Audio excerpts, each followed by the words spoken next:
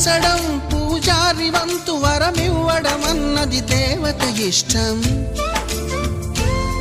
ప్రేమించడం ప్రేమికుడి వంతు కరుణించడం అన్నది ప్రేయసి ఇష్టం.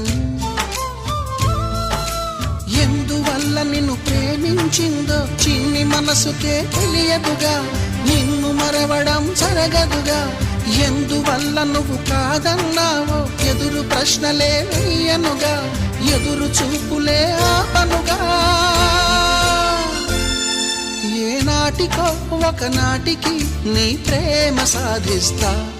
నిన్ను చూడాలని ఉన్నా, నిన్ను చూడాలని